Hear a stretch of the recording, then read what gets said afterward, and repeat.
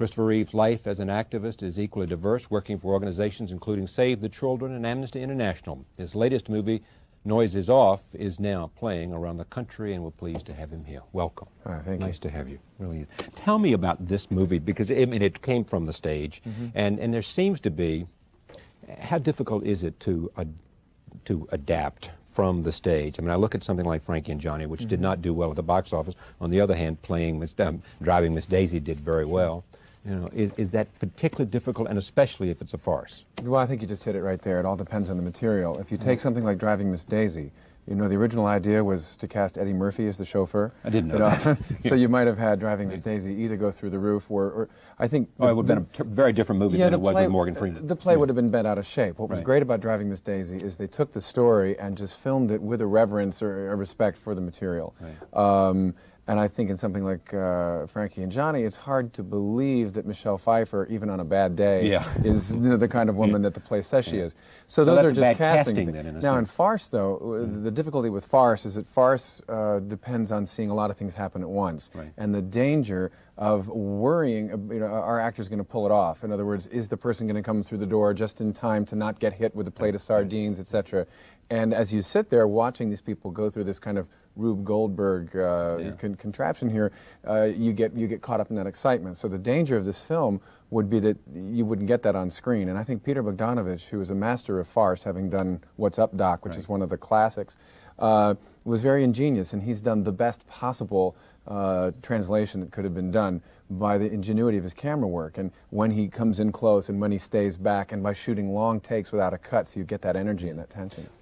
To read about you and know something about the roles you have turned down, A, and B, the roles you've wanted that you didn't get, B, what brought you to this particular role? Was it because Bogdanovich wanted you? Was it because you wanted the role, or does it just so happen that... You know, things happen in simpler ways than that. There's really no design, there's no scheme. I happened to be sitting in an airport lounge and ran into Peter, and we got talking. Hadn't seen him in a long time. What are you doing? Oh, well, I'm thinking about doing Noise is Off. You know, it might be fun to play Freddie in that. We'll be in touch. And then a couple of months later, they called. I am attracted to projects that have a certain risk element. I wouldn't have played Superman in the first place without being attracted to that risk. I mean, how are you going to take this comic book hero and make it somehow three-dimensional and not a buffoon? Death Trap, you know, to play a homosexual and a psychopath in a commercial movie is a career risk. To take a stage farce and do it in the film is a difficult thing to do. I tend to be, I mean, I'm now contemplating a film in which I would play Thomas Jefferson, you know, if they'll have me to do it. But I am turned on by this kind of balancing act of danger. When it's just a pop fly, when it says, you know, he's a preppy from Princeton, I sort of go to sleep. You know, there's not enough to do. We've got a clip. All right, we've got a clip. This is from Noise is Off, and take a look at this. We'll see the scene, and then Christopher will tell us about what we... Wonderful. It's actually a relatively calm moment in the play. It gets much more frantic from then on. Michael Caine is wonderful. Yeah, I mean, this is the second time you've been a role with him. Right. Do you learn from an actor like that? I mean, who is such a pro? Yes.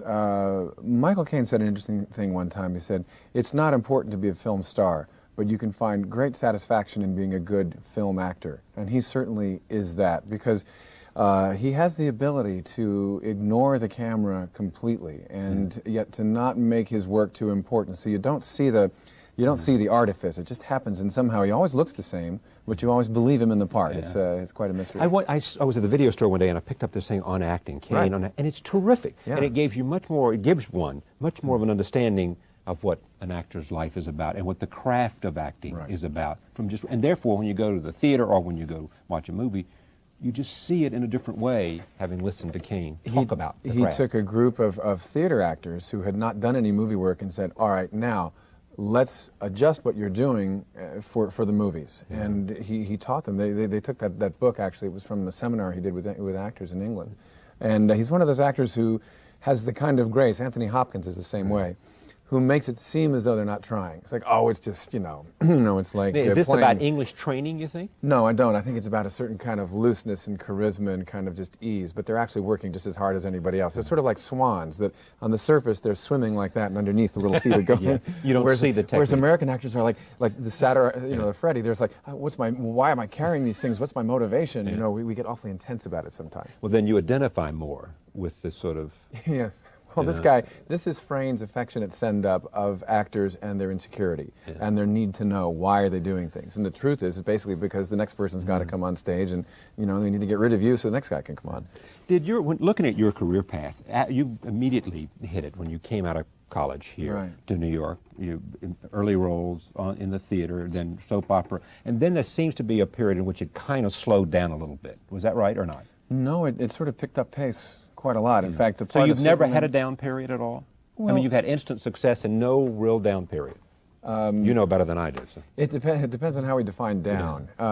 There are times when I haven't, been that active. In fact, this is the first movie that's come out in 4 years, but I've done another 7 or 8 plays. I've done some characters on cable television that I thought were pretty good, and I've worked in, I'm never not doing something that I find challenging at the time, which is nice. Are you haunting is not the right word at all. I mean, Superman, would you do it over if you had the opportunity again because of what it did for you in terms of immediate attention to Christopher Reeve? No, that's not.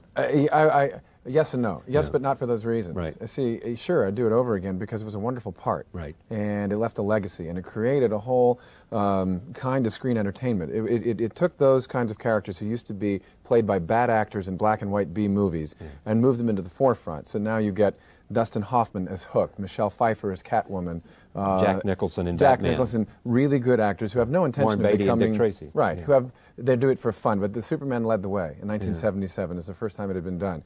And the popular conception is that a part like that would then limit the future for me. The actual problem was the opposite, was that it created so many opportunities. They said, here, have this movie, have that movie, have the other movie, that I often didn't choose as wisely as I could have. Were they choosing you to do that because you were bankable, because Superman had done well, rather than because they wanted you to play another character like Superman? Just as Mel Gibson was able to bankroll Hamlet out of playing Lethal Weapon. That's the reality of how this business works. It's sad but true. It's run by lawyers and MBAs who are simply looking at the ledger sheet and have to answer to the board of directors.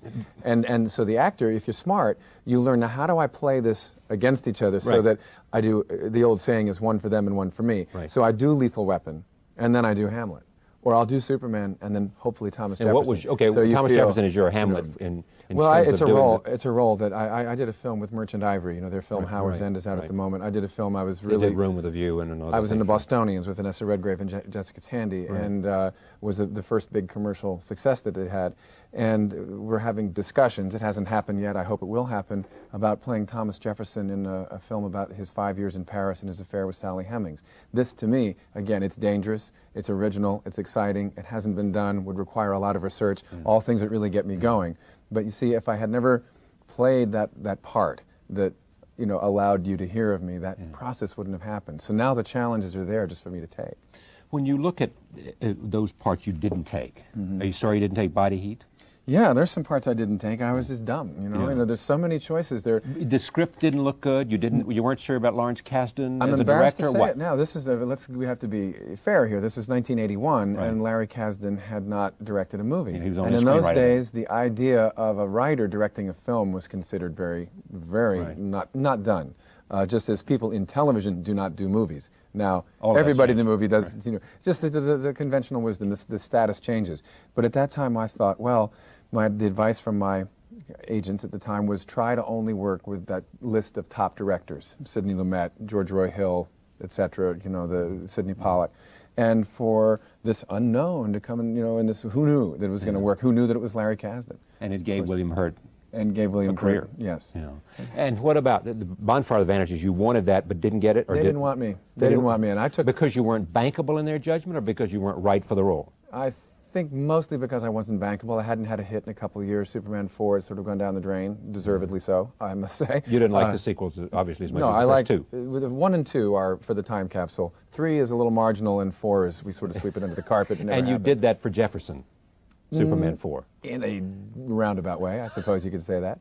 But when it came to Bonfire of the Vanities, I felt, reading the book, that I was a dead ringer for Sherman McCoy. I mean, I really thought this was, as I read the page, that I'd have a good crack at it. You mean physically, or you just when you thought that the whole thing, just who he is. In the same way, someone said that Warren Beatty Bugsy was a role made for Warren Beatty. You thought that Sherman McCoy. I thought it would have been good casting. I don't claim more than that. What happened though was, They felt that the audience, there was a lot of different stories, the narrative shifts all over the place. The people out in Hollywood, the MBAs, the people running the studios, consistently, in my opinion, underestimate the intelligence and taste of the American public. And they often tend to go true about television bankrupt doing it. You know, Bonfire of the Vanities did not work. It was miscast all the way down the line. But look at the Academy Awards. I mean, who would have predicted that a movie that came out in February, well, that Silence was of the such Lambs, a great movie, though. Yeah, and at the same time, though, and a lot of people were thinking that because it came out early, I mean, it won because it was so overpoweringly good. Yeah. In contrast, but it came out early, and people said it might not. Because of that, it was at disadvantage. It was not it was up against. No, I actually thought film. that Hollywood looked pretty good last night. I did too. I did. That's my point, though. Nobody would have choices. thought that Silence of the Lambs, or it wasn't the early favorite for Best Picture. Was people talked about Beauty and the Beast, and they talked about Bugsy, and they talked about JFK. Yeah. The main thing is that more pictures, properly directed, properly cast, properly produced, get made, and that the audience, for your $7, I think, you're sitting home, let's go to the movies tonight, honey, what do you want to see? I don't think it matters so much about what star is in it or whatever. You want to see a good story well told. And it could be with people you've never heard of. It doesn't matter. You want that experience. You laugh, you cry, you get involved. You want that to happen. And I think the studios would do well to trust more the American public's taste and intelligence, and if they're going to buy these books, go raid the bestseller list and get all their ideas from books, is to serve them better, to serve the language and the writers of this country better in their material. Yeah. Well, in Sounds of the Lambs, Jonathan Demme had a great screenplay to work because Ted Talley wrote a terrific screenplay. Yeah. Much success to Noises Off and also to playing Jefferson in Paris. Well, thank you. Christopher Reeve.